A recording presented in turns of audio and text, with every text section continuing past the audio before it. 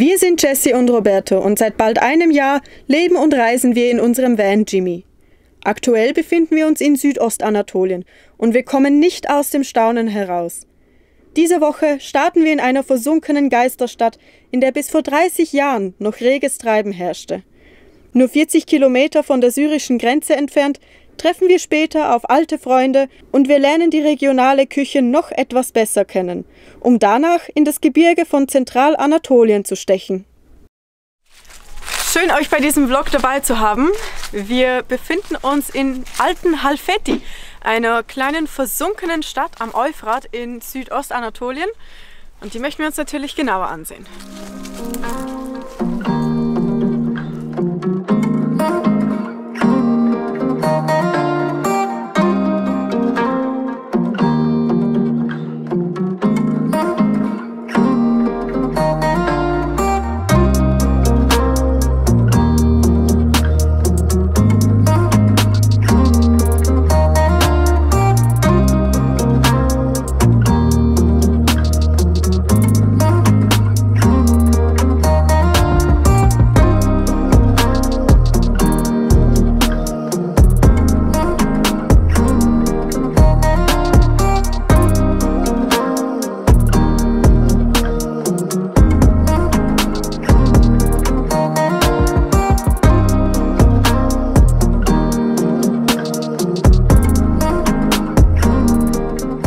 In den 90er Jahren wurde hier am Euphrat der Birecik-Staudamm gebaut und das führte natürlich dazu, dass hier am Fluss einige Orte geflutet wurden.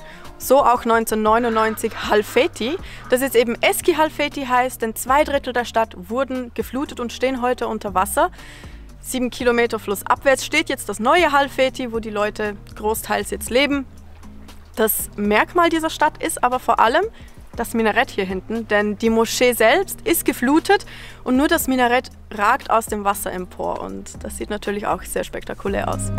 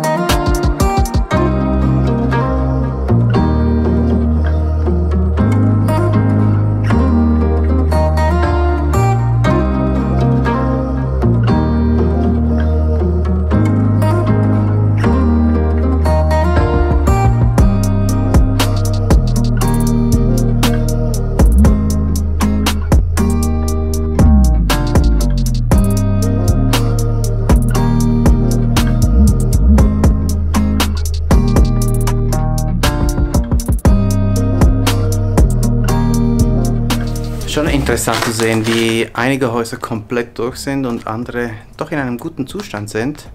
Aber man muss schon ziemlich aufpassen, wo man hinläuft, denn es ist doch einiges runtergekommen.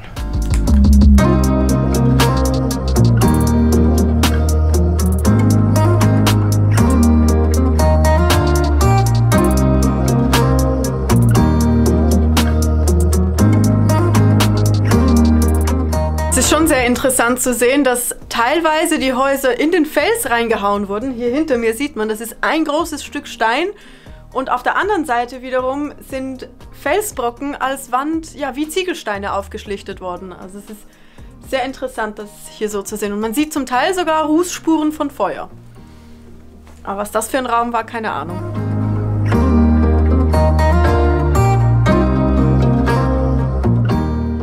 So, na das war mal ein interessanter Ausflug.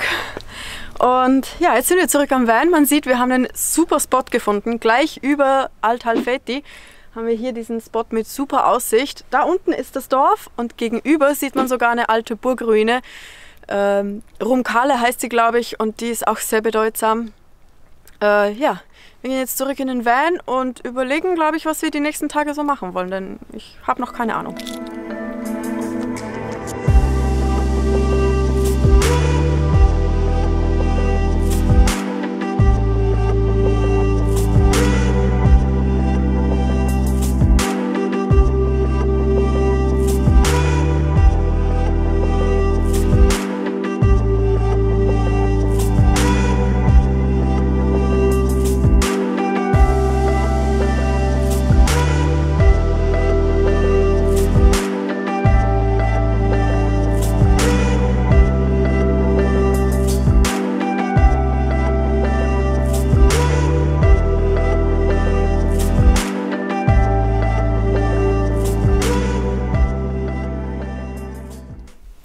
Morgen! Wir haben gestern noch Pläne geschmiedet und haben uns entschieden, dass wir heute weiterfahren. Und zwar nach Gaziantep. Wir machen den Van fertig und fahren gleich los. Vorher aber trinken wir noch einen Kaffee fertig und genießen ein letztes Mal die wunderschöne Aussicht. Full stop. Can't believe I live in your thoughts. I think about you all the time, morning, evening and midnight. Such a wonderful delight. Forgo, give up everything that I own. Yeah, I'd give it all up now just to be with you somehow. Unexpected love was found. You're the rose in a garden,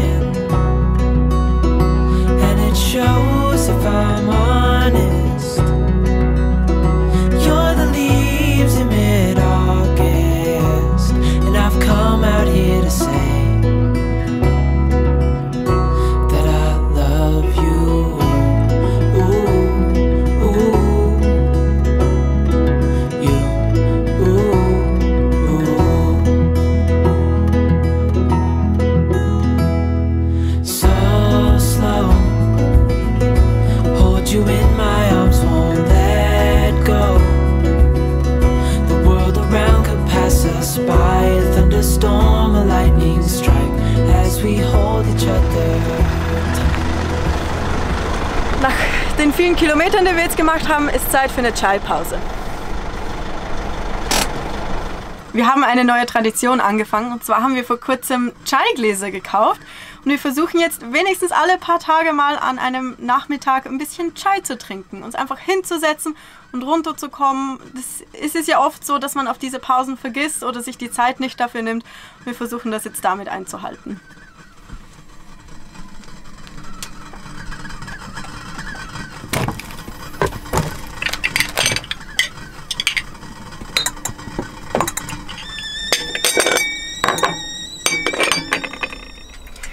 Gerade auch bei langen Fahrten finden wir es umso wichtiger, sich zu diesen Pausen auch ein bisschen zu zwingen. Darum machen wir das heute auch. Gerne nutzen wir diese Zeit auch, um uns persönlich ein bisschen weiterzuentwickeln und dafür haben wir angefangen, Blinks zu hören. Blinkist ist eine App, die über 5000 Sachbücher und Podcasts in 27 Kategorien zusammenfasst zu etwa 15-minütigen Blinks zum Lesen und zum Anhören.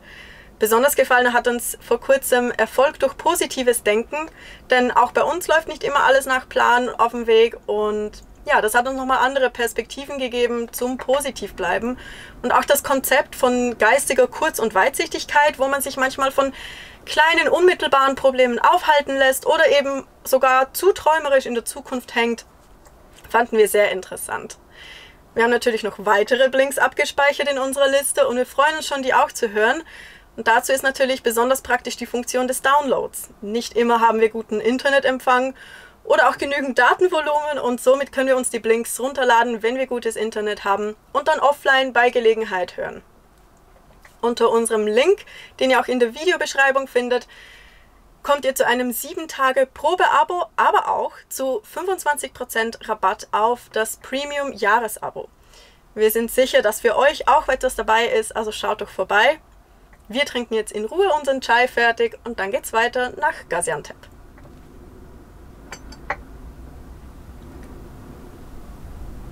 Guten Morgen! Wir sind gestern noch in Gaziantep angekommen und waren dann aber schon ein bisschen abgelenkt, denn wir waren an einem Stellplatz, wo man duschen und waschen konnte. Das war natürlich sehr angenehm. Die Wäsche ist zwar noch nicht ganz trocken, ich glaube, man sieht es hier hinten, aber das Schöne war ja, dass wir auch alte Freunde wieder getroffen haben und dann eben auch den Abend dann gemütlich mit ihnen verbracht haben. Jetzt fahren wir mit Laura und André in die Stadt, möchten uns Gaziantep ansehen und Zoe und Merlin treffen wir wahrscheinlich auch unterwegs, denn ja, sie sind vorgefahren, haben ein paar Erledigungen noch und ja, wir hoffen, dass wir dann alle zusammen in die Stadt fahren können.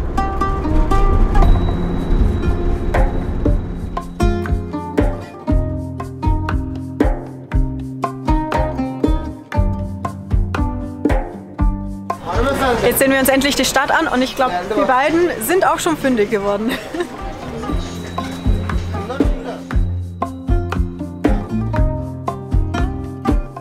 Als erstes fangen wir gleich beim Kupferbazar an. Es sieht schon am Anfang ziemlich beeindruckend aus. Mal sehen, was uns hier noch erwartet.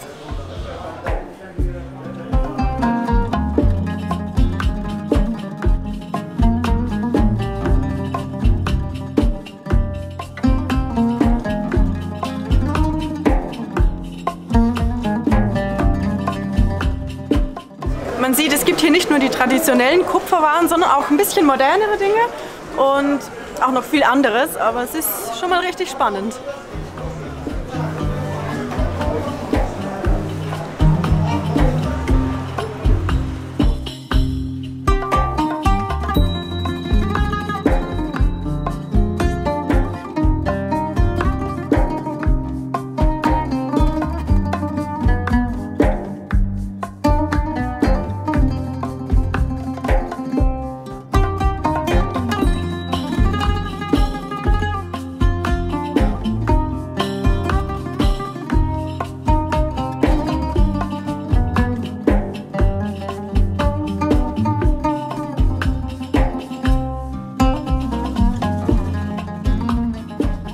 Spannend, das so zu sehen. Hier haben sie gerade, stellen sie Öl aus schwarzem Sesam her. Da kommt der schwarze Sesam oben rein, hier unten tropft und das hier ist eigentlich ein Abfallprodukt. Das benutzt man gar nicht. Ich habe das noch nie so gesehen.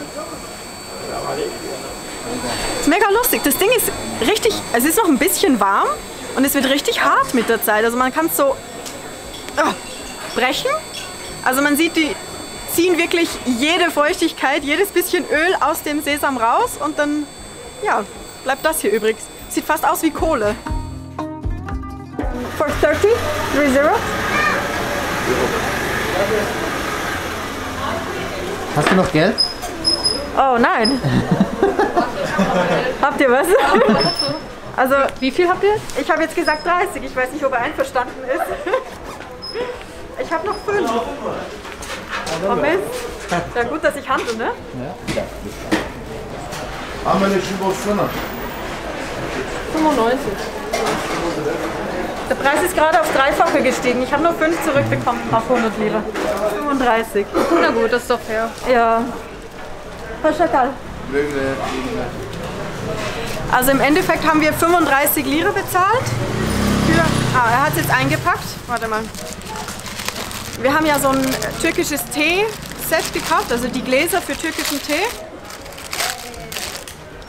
Da haben wir jetzt eine Zuckerdose dazu. Weil türkischen Tee trinkt man mit Zucker.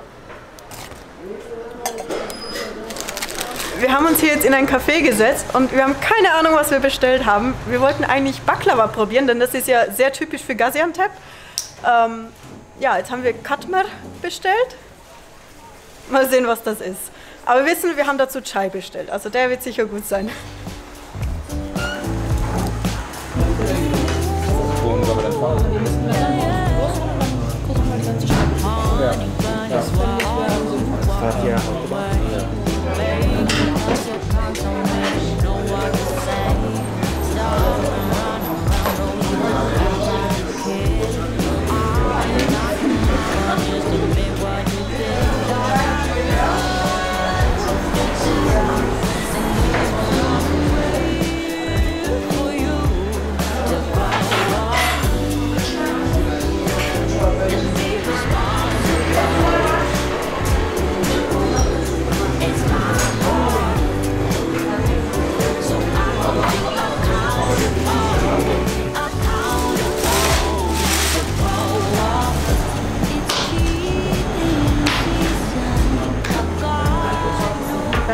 Gott, was ist das?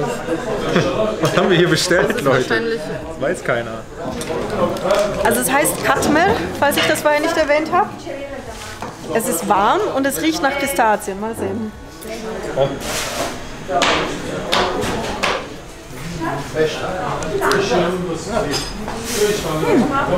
Ja, das schmeckt gut.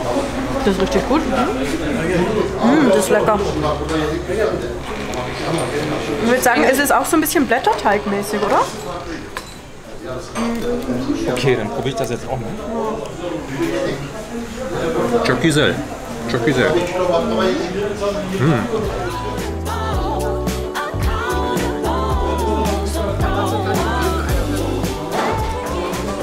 Ja, für mich gab es natürlich heute mal nichts außer Chai, aber das ist okay.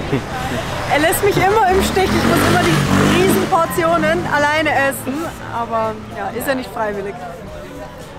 Ich glaube, wir gehen jetzt noch ein bisschen hier in der City, ein bisschen herumspazieren. Ja. Ja, mal schauen, was es noch zu sehen gibt.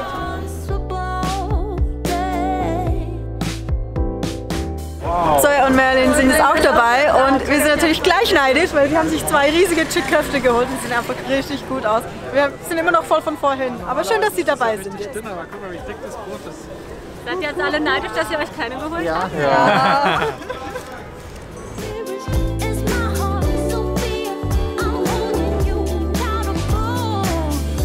Und damit ist auch schon unser Tag in Gaziantep zu Ende. Wir gehen jetzt zurück zum Van und sehen uns morgen wieder.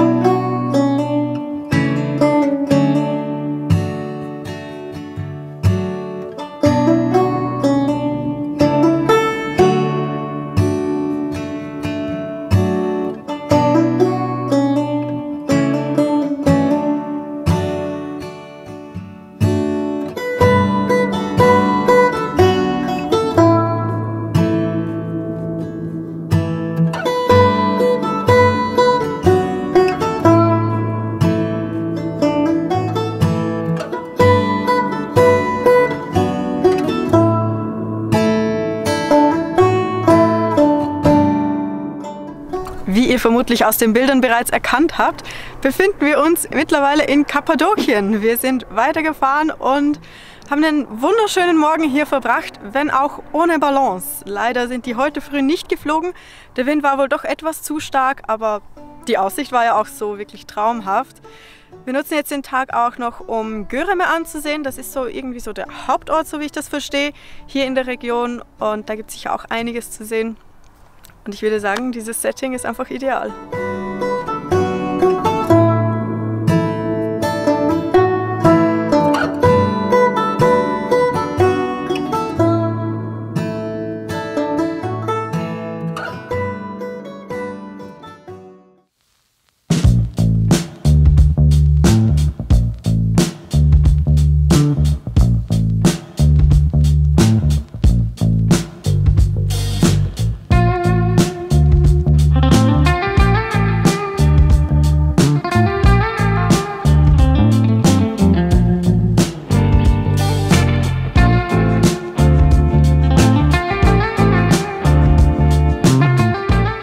Kappadokien ist ja vor allem für die Gesteinsformationen bekannt und auch für die Ballonflüge, die man hier bei Sonnenaufgang oder teils wohl auch bei Sonnenuntergang sehen und machen kann. Heute sind sie ja nicht geflogen, heute hat es nicht geklappt. Aber was hier auch noch sehr interessant ist, Kappadokien lag auch an der Seidenstraße und somit kamen hier viele Völker durch. Die Geschichte war sehr bewegt und deswegen, oder unter anderem deswegen, gibt es hier auch viele Höhlen, Wohnungen, Häuser und sogar ganze Städte, die unterirdisch angelegt wurden. Wohl unter anderem eben auch zum Schutz. Und ja, gerade hier in Göreme sehen wir auch einige Beispiele davon. Die meisten sind heute Hotels oder Guesthouses, aber trotzdem, es ist sehr interessant, das so zu sehen.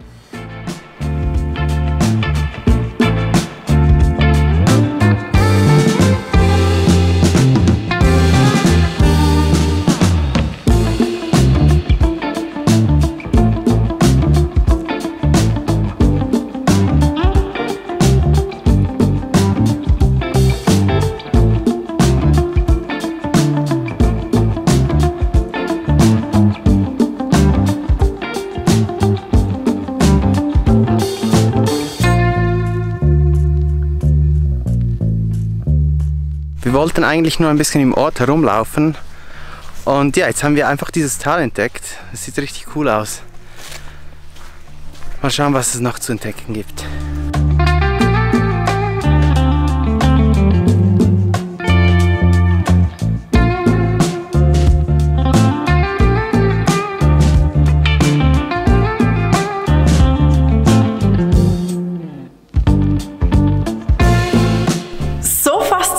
Das ist einfach aus dem Stein gehauen. Wie ist das? Das ist Wahnsinn.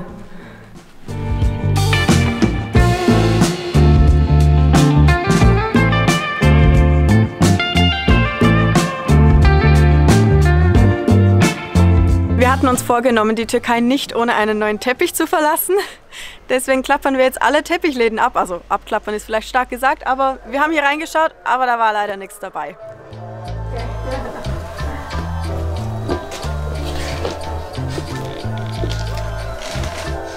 This is a Turkish map. Each region making own symbol, own pattern, own logo. What symbol is Cappadocia? Flower design. Flower design. That's the old antique pieces and the recycled, too much damage, repair. We cutting, we making. And together. Second life. I bring 3 more.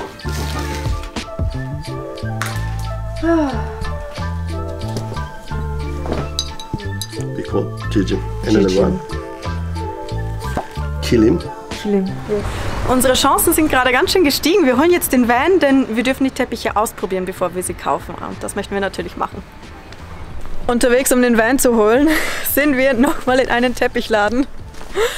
Und vielleicht kaufen wir hier auch noch einen oder... Ja, ich weiß jetzt nicht, wir sind jetzt Jessie hergefahren. konnte sich nicht halten. Aber die sind ja auch alle so schön hier. Ja, schauen. der Stil ist halt anders. Ich weiß nicht, ob man es kombinieren kann, aber wir gehen jetzt nochmal rein und probieren es jetzt im Van nochmal aus. Mal sehen.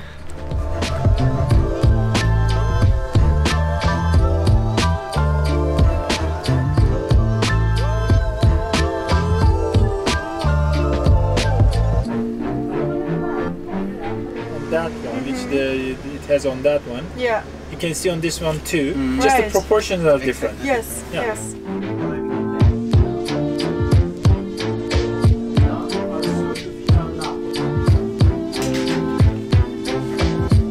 Es gibt gleich 2 neue Teppiche für den Van. Richtig schöne. Wir haben es gerade ausprobiert, sieht toll aus.